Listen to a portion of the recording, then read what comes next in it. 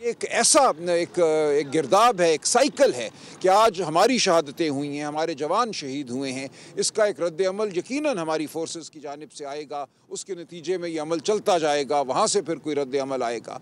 तो एक ही तरीका है इस दहशत गर्दी को ख़त्म करने का कि हम बैठें और इस मामले को उसके बड़े तनाजुर में देखें, उसको हल करें। और नई जो अब हुकूमत कायम होगी खैबर पख्तूनख्वा में, सोहेल अफरीदी साहब वज़ीर आला होंगे, खान साहब की तवक्को है कि एक नई शुरुआत होगी और एक अकल की बात होगी, फ़ाम व तफ़हीम की बात होगी, मामलात को समझने की बात होगी। जो जरगे हैं वहाँ पे, जो कबाइल हैं, उनसे मावनत हासिल की जाएगी और इस मामले को एक देरपा हल जो है वो मुहैया किया जाएगा।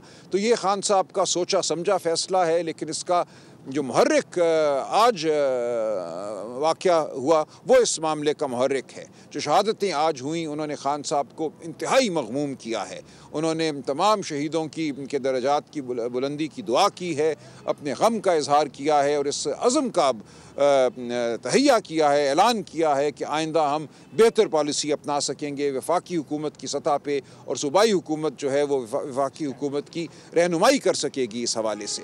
तो अब खान साहब की ये तवक्को है, खान साहब का ये हुक्म है कि सोहेल आफरीदी साहब वफाकी हुकूमत की रहनुमाई करें, उनको समझाएँ कि पुख्तून रिवायात क्या हैं, इस इलाके में अमन किस तरह कायम हो सकता है, और खान साहब के विजन पर अमल करें। सोहेल अफरीदी पर इल्ज़ाम है कि वो ऑलरेडी तालिबान नवाज है और वो तालिबान का सहूलतकार भी रहा है, तो फिर उसके साथ साथ उनके खिलाफ जो है वो FIA साइबर क्राइम में फरवरी 2024 में एक केस भी है। आप उसको कैसे देखते हैं? सलमान अकबर रजा साहब, इससे एक सवाल ले लें कि जो मौजूदा KPK की सूरत हाल है, बड़ी नाजुक सूरत हाल है, ऐसे में KPK वज़ीर आला को तब्दील करके नया वज़ीर आला लगाएंगे तो सूरत हाल के ऊपर मनफी असरात नहीं पड़ेंगे? नहीं, कोई मनफी असरात नहीं पड़ेंगे। देखें, ये एक बिल्कुल लग़्व इल्ज़ाम है कि वो तालिबान नवाज़ हैं। खान साहब ये बात करते हैं कि हमने अपने लोगों के जान और माल की हिफाजत करनी है। वो कैसे होगी? वो ऐसे नहीं होगी कि एक ड्रोन हमला आप उन पे करें, वो फिर आपके ऊपर हमले करें, दहशत गर्दी करें। ये अमल तो हो चुका ना, 21-22 मिलिट्री ऑपरेशन आप कर चुके हैं पिछले 10-12 साल में, कोई नतीजा नहीं। हर चंद महीनों के बाद ऐलान होता है कि ये इलाका अब दहशत गर्दी से पाक हो गया, और उसके चंद दिनों के बाद वहाँ फिर एक और वाक़या हो जाता है। तो हमें बैठ कर बहैसियत कौम सोचना होगा कि इस मसले का हल क्या है।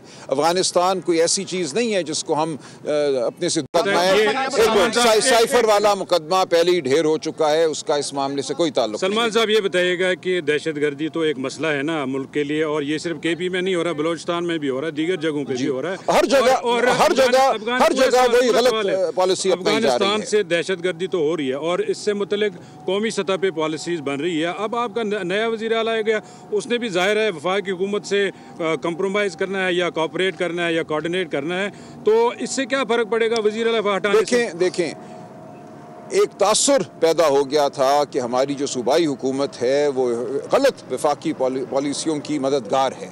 तो सोहेल आफरीदी साहब से अब ये तकाजा है और ख़ान साहब की ये तवक्को है कि वो अपने आप को दूर रखेंगे और वो बिल्कुल वाशगाफ अल्फाज में कहेंगे कि हम वफाकी हुकूमत की पॉलिसियों की हिमायत नहीं करते।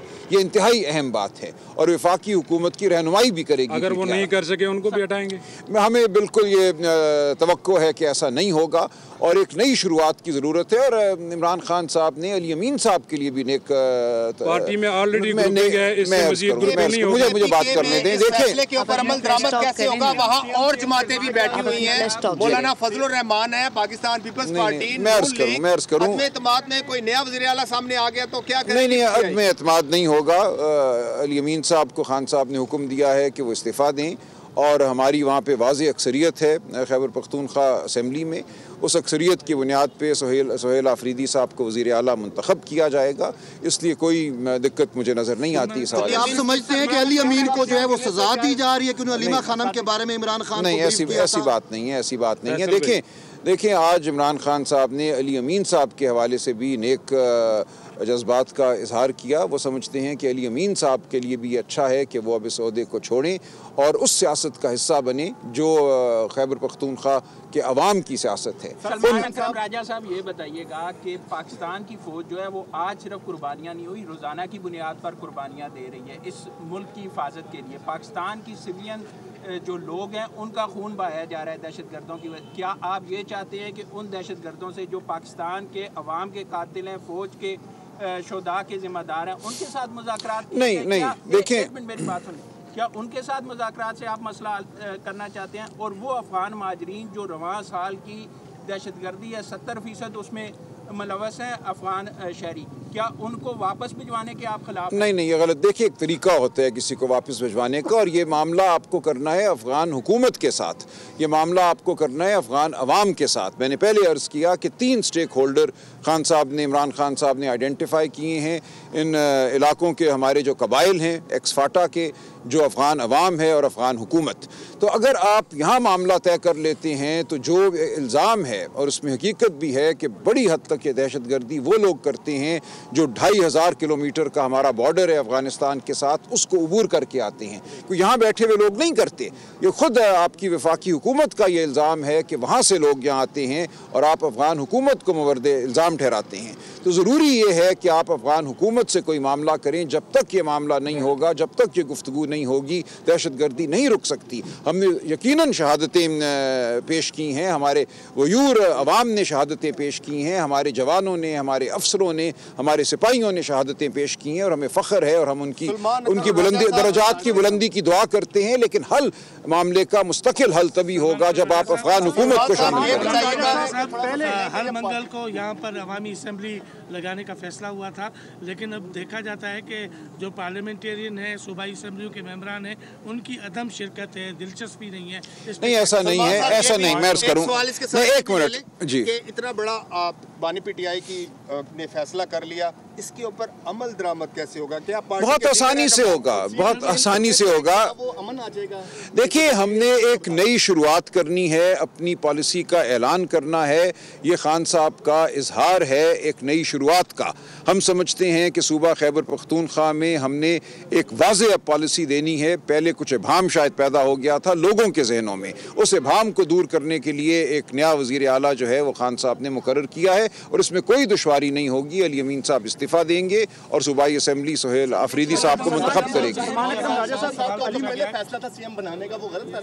देखिए, ऐसी बात नहीं है, ये वक्त के साथ साथ फैसले बदलते हैं, हुकूमतें बदलती हैं, कोई ज़रूरी नहीं होता कि एक ही शख्स जो है वो बैठा रहे। खान साहब तो हमेशा कहते हैं कि सूरत हाल को देखकर खिलाड़ी का इंतखाब होता है।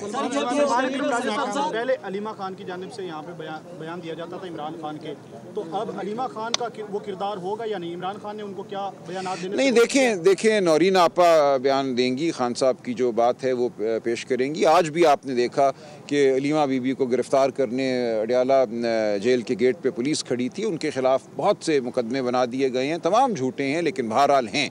तो अलीमा बीबी को हम ये समझते हैं, खान साहब ये समझते हैं कि उनके ऊपर अब जो फोकस है उसके पेश नज़र नौरीन आपा अगर बात करें तो बेहतर होगा।